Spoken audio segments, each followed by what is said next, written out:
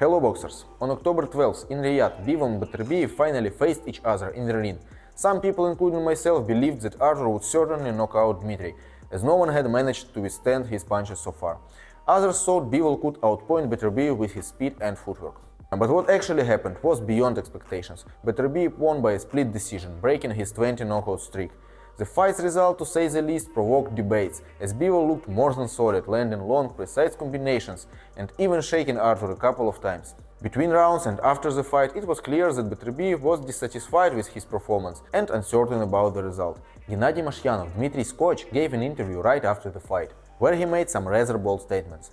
According to him, immediately after the fight, the referee approached and congratulated Dmitry and his team on the victory. Gennady categorically disagreed with the judges' scorecards. Here they are. One judge gave it 6-6 in rounds, another 7-5, and the third judge scored it 8-4. Gennady especially criticized this one, Pavel Kardyny from Poland, saying that such judging has no place in boxing at all. Today I will break down the fight. I won't be counting punches, but I will outline the general picture round by round, as I was also shocked by the result. Yes, Beterbievs supporters objectively pointed out that backing into the ropes doesn't win you an undisputed title, referencing Beterbievs' constant pressure. However, on my first viewing, Dmitry seemed more accurate, threw more combinations, and in my subjective opinion had taken the fight. This led me to rescore the fight myself, and turned out it's not so obvious. Now I will show you everything. Dmitry clearly won the first two rounds on all the judges' scorecards, including mine. Beterbiev didn't show significant activity, while Bivol landed a lot of jabs and even caught him with a couple of good right hands. Artur tried to steal the end of the rounds, particularly landing a solid shots in and exchanges, but still Dmitry had a clear advantage in terms of overall accuracy, making it 2-0 in his favor.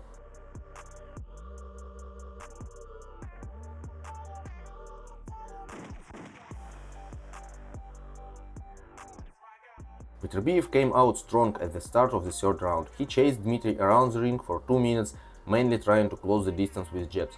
But in the middle of the round, Dmitry countered with a couple of strong combos and several accurate jabs. The end of the round was pretty equal, as Beterbiev tried to land some significant shots but wasn't very accurate, and guys ended up clinching. On my cards, this round is going to Bivol, despite all the judges' opinion. I would give the fourth round to Bivol also. He worked actively, meeting Artur's pressure with combinations. Beterbiev once again tried to chase Dmitry around, but I don't think he did enough to win, as movement alone doesn't secure victory. Dmitry had an excellent job of landing significantly more than his opponent.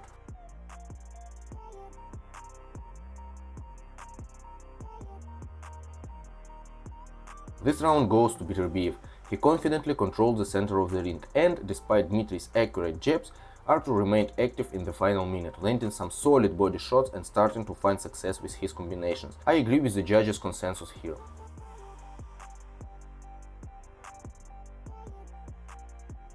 Round 6 was also in Artur's favor. He started aggressively, landing several shots, while Bivol mainly defended until he managed to throw one successful combination, but took a hit in return. Beterbiev maintained his pressure, ending the round with a clear advantage, having Bivol on the ropes.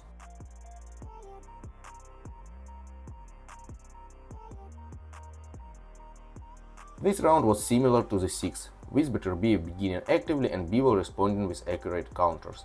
Dmitry spent more time in the center of the ring, trading single shots. However, Beterbiev's constant pressure and a strong finish gave him the edge. I agree with the judges here.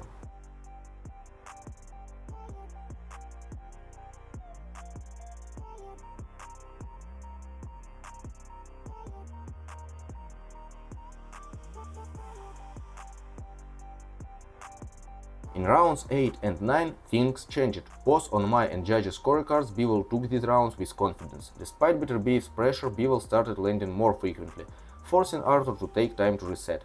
Any movement forward from Artur was immediately countered with sharp combination. The 9th round in particular was a textbook example of how to deal with a puncher trying to corner you. Bivol, being active on his feet, landed consistently and again was answering almost every move from Artur.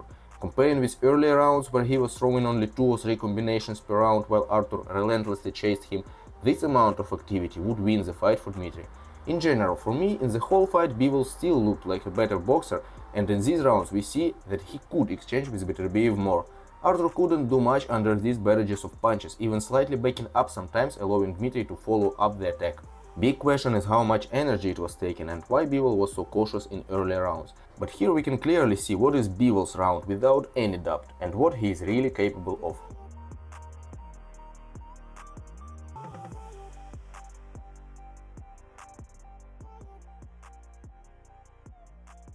At this point, Beterbiev's corner called for knockout. Beterbiev didn't land it, but he maintained a strong pressure.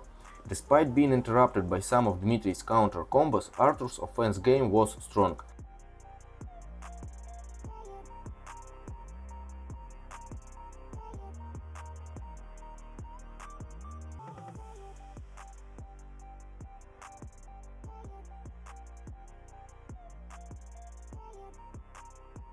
In the 12th round, Dmitry had a couple of good moments, but the judges favored Beterbiev for his aggression.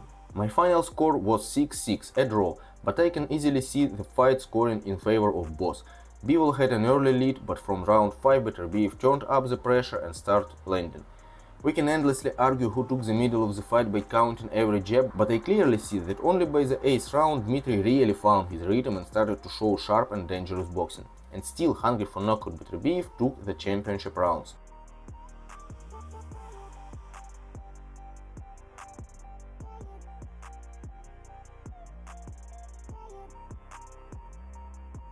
To conclude, result remains debatable, but keep in mind two things that may help you to accept it.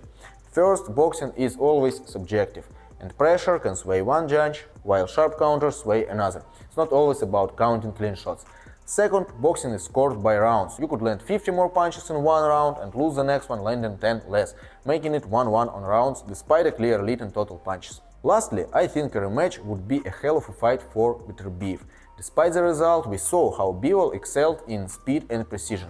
He even seemed to shake Artur with his punches a few times, while I didn't see Bivol really rocked. Although Beterbiev's blows left a nasty bruise on Bivol's face even through the guard, it was clear that Artur's power didn't have the expected devastating effect. Bivol could come into a rematch more confident, knowing he is no longer up against a fighter with a 100% knockout rate. With the right adjustments which need to be made, taking rounds 8 and 9 as an example, he can easily outsmart Beterbiev, still being on the back leg, still working as a second number, just less cautious. And let's remember that Artur is not getting younger. He remains in great shape, but at that age it's a big question which fight will be the one when you finally feel that something changed. That's all for today. Write your thoughts and questions in the comments. We see each other soon. Keep boxing.